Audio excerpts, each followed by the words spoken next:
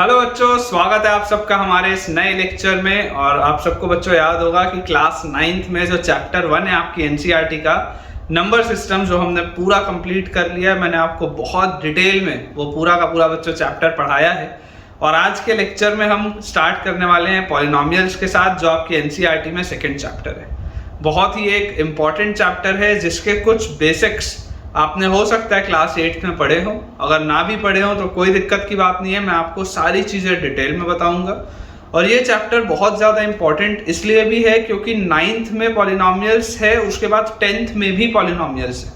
तो 9th में जो आप पॉलिनोमियल्स पढ़ेंगे उसी का एक्सटेंशन आपको 10th में पढ़ना है। मतलब कि अगर आपको अभी थोड़ी भी तकलीफ हुई तो ये गारंटीड है कि आपको अगले साल भी तकलीफ होगी।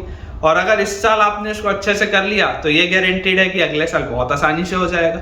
तो अपना आप बच्चों पूरा एफर्ट लगाइएगा, मैं भी अपना पूरा एफर्ट लगाऊंगा आपको चीज़ों को समझाने में। और अगर आपको कहीं पर भी कोई भी डाउट आए तो आप बिल्कुल कमेंट्स में पूछिएगा। बहुत ही अमेजिंग ये लेक्चर होने वाला है। आज इंट्रोडक्टरी लेक्चर है तो मैं आपको बहुत काम की चीज़ें बताऊंगा, बेसिक्स बताऊंगा, और मुझे पूरी उम्मीद है कि आप बहुत इंजॉय भी करेंगे। तो चलिए स्टार्ट करते हैं अपना आज का लेक्चर। तो बच्चों, जैसा आप देख सकते हैं कि हेडिंग मैंने आपके लिए लिख दी है पॉलिनोमियल्स। और मैंने आपके लिए देखिए नोट्स प्रिपेयर किए हुए हैं आपकी जो अभी अपडेटेड एनसीईआरटी है सेशन 23-24 के लिए। उस एनसीईआरटी के बेसिस पे जितनी भी काम की चीजें वो सारी मैं आपको लिखवाऊंगा।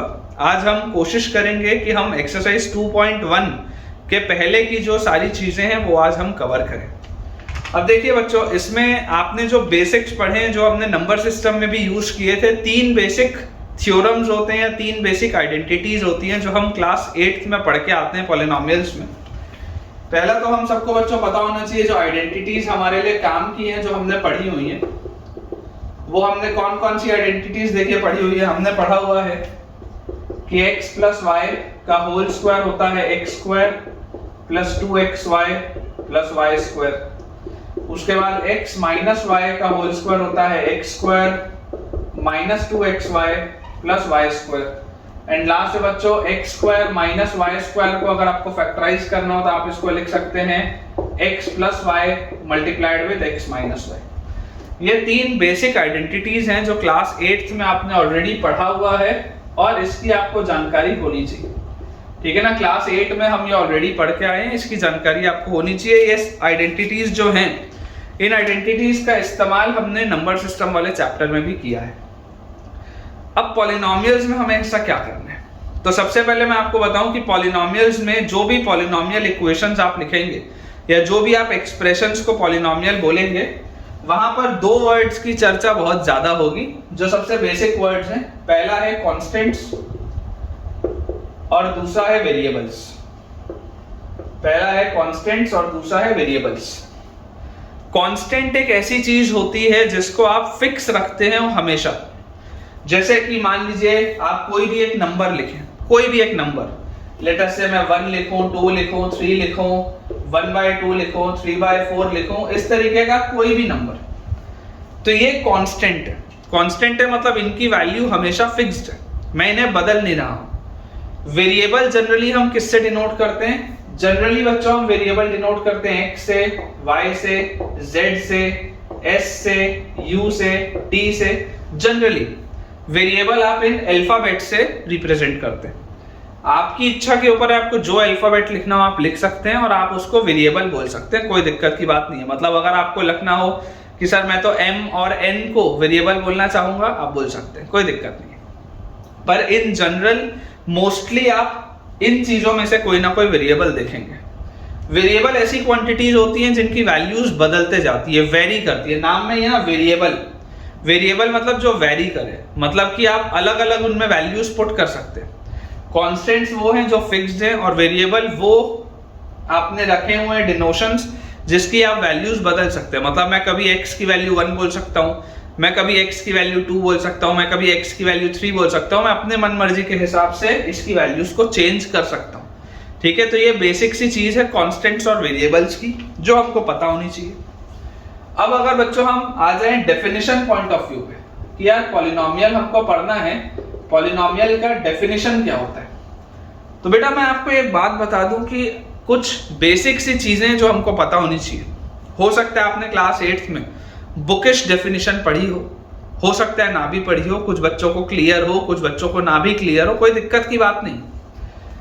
आप इस बात को समझिए कि polynomials are those algebraic expressions in which the power of variable is a whole number. एकदम मैं बेसिक सी भाषा में आपको बोल रहा हूं कि those algebraic expressions, those algebraic, आप मेरे साथ साथ बच्चों लिखिएगा, दोज अलजेब्रिक एक्सप्रेशंस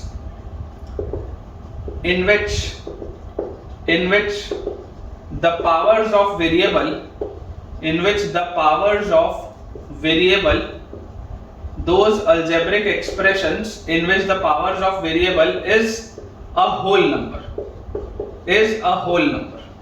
एकदम मैंने देखिए एक बेसिक सरल सी भाषा में आपके लिए एक स्टेटमेंट लिखा है। अलजेब्रिक एक्सप्रेशन मतलब कोई भी एक्सप्रेशन जो आपके पास लिखा होगा इक्वल टू 0 करके, कोई भी इक्वेशन, कोई भी कॉम्प्लिकेटेड सा आपके पास इक्वेशन लिखा होगा, आपको बोला जाएगा कि बताइए आप ये पॉलिनोमियल है या नहीं।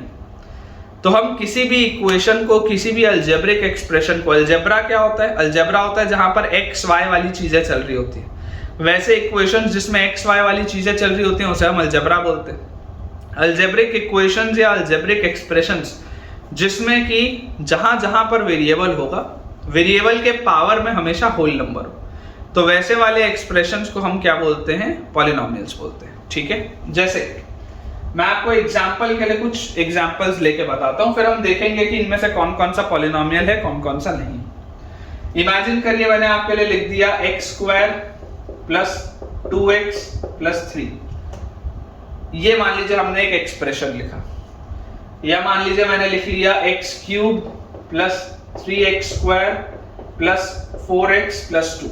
मान लीजिए मैंने ये एक एक्सप्रेशन लिखा। फिर थर्ड मान लीजिए बच्चों मैंने एक्सप्रेशन लिखा 1/x प्लस x², ये मैंने एक एक्सप्रेशन लिखा। फिर फोर्थ मान लीजिए मैंने लिखा √x प्लस 5। और फिफ्थ बच्चों मैंने एक्सप्रेशन लिखा √2 मल्टीप्लाइड विद x प्लस 1। ये मैंने 5 आपके लिए एग्जाम्पल्स लिखे।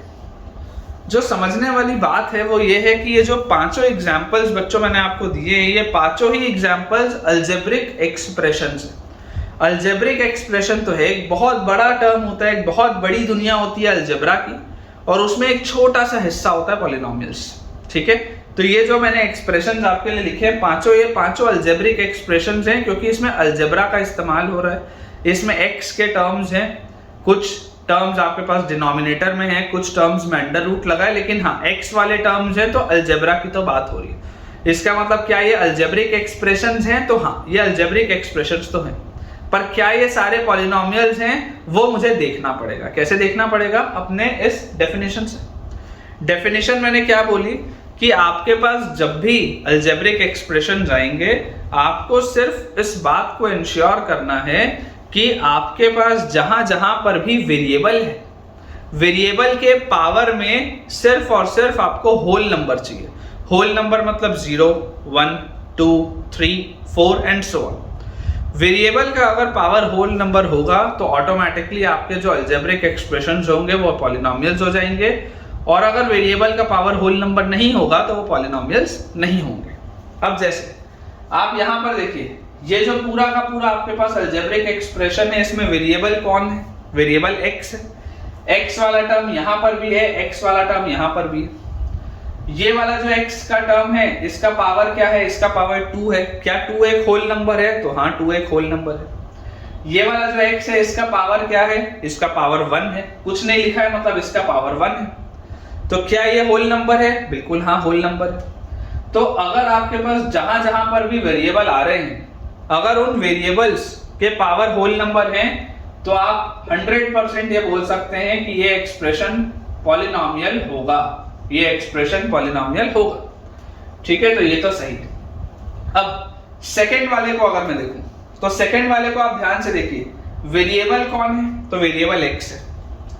क्या इसके पावर में होल नंबर है? तो हाँ इसके पावर में 3 है, इसके पावर में 2 है, इसके पावर में कुछ नहीं लिखा है मतलब 1 है। तो हाँ ठीक है, जहां जहां पर भी वेरिएबल है उसके पावर में होल नंबर है, तो बात आपकी बिल्कुल सही है कि ये भी पॉलिनोमियल होगा। अब आपको जो मैं समझाना चाहता हूं वो ये है कि देखिए आपके पास लिखा है 1/x + x²। अब वेरिएबल यहां पर भी x है, उसमें कोई दिक्कत नहीं है, अलजेब्रिक एक्सप्रेशन ये भी है, लेकिन जब आप इसको प्रॉपरली सिंप्लीफाई करके इसको न्यूमरेटर में लिखोगे पूरी चीज को, सारी चीजें देखिए न्यूमरेटर में होनी चाहिए, सारी चीजें न्यूमरेटर में होनी चाहिए। जब आप इसको लिखेंगे तो 1/x को आप लिख सकते हैं x की पावर -1। ये मैंने आपको लास्ट लेक्चर में लॉज ऑफ एक्सपोनेंट्स में पढ़ाया है नंबर सिस्टम में कि 1/x को आप x की पावर -1 लिख सकते हैं, और उसके साथ लिखा हुआ है प्लस x का स्क्वायर। अब जरा आप सोच के देखिए वेरिएबल क्या है, तो वेरिएबल x है। x के पावर में जो लिखा है क्या वो होल नंबर है क्या? यहां पर x के पावर में 2 लिखा है, 2 होल नंबर है, वहां तक कोई प्रॉब्लम नहीं है। लेकिन क्या यहाँ पर x के पावर में जो -1 लिखा है क्या वो -1 होल नंबर है क्या? -1 तो होल नंबर नहीं है। इसका मतलब ये वाला इक्वेशन या ये वाला एक्सप्रेशन पॉलिनोमियल नहीं होगा, यही हमको क्लियर रखना है, ये पॉलिनोमियल नहीं होगा। ये एक अलजेब्रिक एक्सप्रेशन जरूर है लेकिन ये पॉलिनोमियल नहीं है। सारे के सारे अलजेब्रिक एक्सप्रेशन पॉलिनोमियल हो ये जरूरी नहीं है, लेकिन हाँ सारे के सारे पॉलिनोमियल अलजेब्रिक एक्सप्रेशन का ही पार्ट होंगे ये बात जरूरी है, ठीक है, वाइस वर्सा है। अब यहाँ पर देखिए आपके पास लिखा हुआ है √(x + 5)। अब अगर √(x + 5) लिखा है तो देखिए आप इसको क्या लिख सकते हैं, √(x) को आप लिख सकते हैं x की पावर 1/2, नंबर सिस्टम में मैं आपको पढ़ाया हूं, और +5। वेरिएबल कौन है? वेरिएबल x है। क्या x के पावर में जो लिखा है क्या वो एक होल नंबर है क्या? ये तो यार होल नंबर नहीं है, 1/2 is not a whole number. इसका मतलब जो फोर्थ वाला भी आपके पास एक्सप्रेशन लिखा है वो अलजेब्रिक एक्सप्रेशन जरूर है लेकिन वो पॉलिनोमियल नहीं। अब देखिए बच्चे कई बार कंफ्यूज हो जाते हैं लास्ट वाले में। मैंने आपको सिर्फ एक चीज बोली है कि आपको पावर जो देखना है आपको सिर्फ वेरिएबल का पावर देखना है। वेरिएबल के साथ जो कांस्टेंट लिखा है, जैसे √2 है, √2 भी तो एक कांस्टेंट है ना। कांस्टेंट मतलब जिसकी वैल्यू फिक्स होती है, तो कांस्टेंट्स में ही √2, √3 ये सब कांस्टेंट्स हैं, all of them are constants. तो एक कांस्टेंट लिखा हुआ है और वो मल्टीप्लाई हो रहा है एक वेरिएबल के साथ। अब ये जो वेरिएबल है इस वेरिएबल का पावर क्या है? इस वेरिएबल का पावर 1 है। क्या ये होल नंबर है? बिल्कुल ये होल नंबर है, क्योंकि मुझे वेरिएबल का पावर देखना है। वेरिएबल के साथ कौन सा कांस्टेंट लिखा है उससे कोई फर्क नहीं पड़ रहा। वेरिएबल का पावर अगर होल नंबर है तो वेरिएबल खुश, ठीक है। तो ये भी आपके पास पॉलिनोमियल होगा, ठीक है, ये भी आपके पास पॉलिनोमियल होगा। मतलब इन 5 एग्जाम्पल्स में से पहला, दूसरा और 5वां वाला जो बच्चों एग्जाम्पल है वो पॉलिनोमियल है, और थर्ड और फोर्थ वाला जो एग्जाम्पल है वो पॉलिनोमियल नहीं। तो मुझे ऐसा लगता है बच्चों कि आपको ये जो बेसिक डेफिनेशन है और ये एग्जाम्पल्स जो हैं ये आपको अच्छे से क्लियर हुए होंगे। इसे अपन बच्चों क्लियर कर लेते हैं और फिर थोड़ा सा अपना टॉपिक आगे बढ़ाते हैं। सो बच्चों अभी तक हमने जितने एग्जाम्पल्स देखे थे वो सारे एग्जाम्पल्स थे पॉलिनोमियल इन वन वेरिएबल के, पॉलिनोमियल इन वन वेरिएबल के, पॉलिनोमियल इन वन वेरिएबल, है ना। हमारे लिए जो इंपॉर्टेंट है वो यही है ना। इसके अलावा वाले जो टॉपिक्स होते हैं वो फ्यूचर क्लासेस में आएंगे जिसमें एक पॉलिनोमियल में 2-3 वेरिएबल होते हैं, लेकिन हमारे लिए जो इंपॉर्टेंट है वो पॉलिनोमियल इन वन वेरिएबल है। जैसे मैंने आपके लिए जो एग्जांपल्स लिखे कि मैं बोलता हूं x² + 2x + 3 मैं लिखता हूं, या x³ + 2x² + 3x + 1 लिखता हूं, कुछ भी इस तरीके की जो मैं चीजें लिखता हूं, ये जो है इनमें देखिए वेरिएबल सिर्फ एक है, ठीक है। तो these are polynomial in one variable only. Polynomial in more than one variable भी हो सकता है ना। Polynomial in more than one variable भी हो सकता है, in more than one variable ये भी होना पॉसिबल है, लेकिन ये मेरे लिए फिलहाल इंपॉर्टेंट नहीं। मोर देन वन वेरिएबल मतलब मान लीजिए मैं आपको लिख दूं xy + 3 या x²y + xy² + 2xy + 5 हैं, ये भी polynomials, they are also polynomials but they are in more than one variable. यहाँ पर सिर्फ एक वेरिएबल नहीं है, यहाँ पर एक से ज्यादा वेरिएबल्स आपको दिखाई दे रहा है। तो ये वाली जो चीज है ये हमारे लिए क्लास 9th में इंपॉर्टेंट नहीं है, they are not important from examination point of view. मैंने आपको सिर्फ समझाने के लिए बता दिया है, but exam point of view से इतना इंपॉर्टेंट नहीं है। एग्जाम पॉइंट ऑफ व्यू से हमारे लिए जो इंपॉर्टेंट है that is polynomials in one variable, ठीक है। अब अगली बच्चों चीज हमारे पास आती है terms of a polynomial. Terms of a polynomial कि पॉलिनोमियल में किन चीजों को हम टर्म्स बोलते हैं। तो टर्म्स बोलने का मतलब क्या है, जैसे ये देखिए x square plus 2x plus 3 आपके पास लिखा है, तो इस पॉलिनोमियल में टोटल 3 टर्म्स है। इस पॉलिनोमियल में टोटल 3 टर्म्स है। ये वाले पॉलिनोमियल में x स्क्वायर, 2x और 3 ये तीनों ही इसके टर्म्स हैं। टर्म्स मतलब कौन कौन सी अलग सी चीजें हैं जिनको उठा के आपने एक साथ जोड़ा। ये 3 अलग अलग चीजें हैं, इन तीनों को मैंने उठा के एक साथ जोड़ा, ऐड किया, ठीक है, तो मेरे को पॉलिनोमियल मिला। तो टर्म्स मतलब उसके इंडिविजुअल कौन कौन से पार्ट्स हैं। जैसे ये वाले में आपके पास टर्म्स क्या आ जाएंगे, एक्स क्यूब एक टर्म है, 2x स्क्वायर दूसरा टर्म है, 3x तीसरा टर्म है, 1 चौथा टर्म है। तो इसमें टोटल 4 टर्म्स हैं। ये वाले में टोटल 4 टर्म्स हैं। जैसे मान लीजिए मैं आपको एक एग्जांपल यहाँ पर दे दूं, सिर्फ मैं लिख दूं 5x। इमेजिन करिए 5x अगर लिखा है तो ये भी एक पॉलिनोमियल है। अगर मैं मान लो ये पहला एग्जांपल है, दूसरा एग्जांपल है, तीसरा एग्जांपल में आपको सिर्फ 5x बोल दूं तो 5x भी तो एक पॉलिनोमियल है ना, क्योंकि वेरिएबल का पावर तो होल नंबर है, मतलब ये पॉलिनोमियल है। तो इसमें कितने टर्म्स हैं, तो इसमें सिर्फ एक टर्म है, वो 5x ही है, अकेला वही वाला टर्म है, तो वही इकलौता उसमें टर्म मौजूद है। तो ये होता है टर्म्स ऑफ अ पॉलिनोमियल की इसका मतलब क्या है। अब टर्म के बाद अगला जो इंपॉर्टेंट बच्चों चीज हमारे पास आती है, that is coefficients of a polynomial. Next important thing is coefficients of a polynomial. अब देखिए कोफिशिएंट्स ऑफ अ पॉलिनोमियल का बच्चों क्या मतलब होता है, वेरिएबल्स के साथ जो नंबर मल्टीप्लाई हो रहा होता है, वेरिएबल्स के साथ जो नंबर मल्टीप्लाई हो रहा होता है उसे हम बोलते हैं उसका कोफिशिएंट। जैसे कि यहां पर x स्क्वायर है, x स्क्वायर के साथ क्या मल्टीप्लाई हो रहा है, जैसे मैं आपके लिए एग्जांपल लिखता हूं, x square plus 2x plus 3। मैं इसके लिए अगर बात करूं तो यहां पर कोफिशिएंट ऑफ x स्क्वायर क्या होगा, कोफिशिएंट ऑफ x स्क्वायर।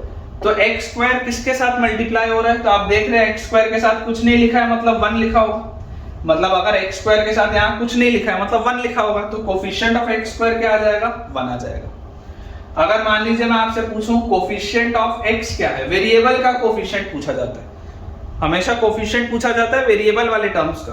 तो x का कोफिशिएंट क्या होगा, तो x किसके साथ मल्टीप्लाई हो रहा है, x 2 के साथ मल्टीप्लाई हो रहा है, मतलब coefficient of x will be 2।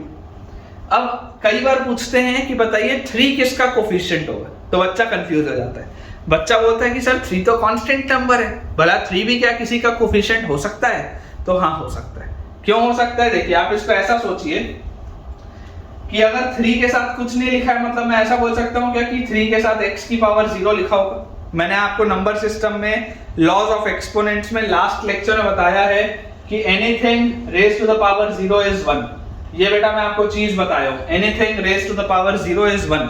तो क्या मैं 3 टाइम्स x की पावर 0 लिख सकता हूं, मतलब क्या मैं ये बोल सकता हूं कि मान लीजिए अगर मैं आपसे पूछ लूं कि बताइए coefficient of x raise to the power 0 क्या होगा, तो आप क्या बोलेंगे, आप बोलेंगे कि coefficient of x raise to the power 0 sir 3 है, क्योंकि 3 जो है वो कांस्टेंट नंबर है और 3 किससे मल्टीप्लाई हो रहा है, तो 3x की पावर 0 से मल्टीप्लाई हो रहा है। तो ये कुछ बेसिक सी चीजें हैं जो आपको पता होनी चाहिए, ठीक है। क्या होता है कोफिशिएंट, किस तरीके से हम कोफिशिएंट को निकालते हैं, ये आसान सी चीजें हैं। और बच्चों मुझे ऐसा लगता है कि आज के लेक्चर में मुझे बहुत ज्यादा और आपको इसलिए भी नहीं कराना चाहिए क्योंकि आप कंफ्यूज हो जाएंगे। थ्योरेटिकल लेक्चर होना था, मैंने आपको बताया ही था, और थ्योरेटिकल लेक्चर में अगर मान लीजिए मैं आपको बहुत सारा कंटेंट एक साथ दे दूंगा ना, तो आप कंफ्यूज हो जाएंगे। तो आपकी कंफ्यूजन को हम और नहीं बढ़ाते, मैं अगले लेक्चर में यहीं से दोबारा स्टार्ट करूंगा। और मुझे बच्चों पूरी उम्मीद है कि आपको ये जो बेसिक्स मैंने बताए हैं वो अच्छे से समझ में आए होंगे। तो आप इन बेसिक्स को बढ़िया से रिवाइज करें, बहुत अच्छे से इसके आप नोट्स बनाएं, और कोई भी अगर आपको डाउट हो तो आप मुझसे कमेंट सेक्शन में बिल्कुल पूछें। अगर आपको आज का लेक्चर अच्छा लगा हो तो इस वीडियो को लाइक करना ना भूलें, चैनल को सब्सक्राइब भी जल्दी से करिए। और जो भी आपका फ्रेंड सर्कल है क्लास 9th और 10th में पढ़ता हुआ, चाहे वो आपके स्कूल का स्टूडेंट हो या आपके ट्यूशन का आपका फ्रेंड हो या आप किसी कोचिंग क्लास जाते हो या आपके कॉलोनी में कोई रहने वाला आपका दोस्त हो, उनसे शेयर करें ताकि उन सब की प्रिपरेशन बहुत बढ़िया तरीके से हो पाए। Thank you.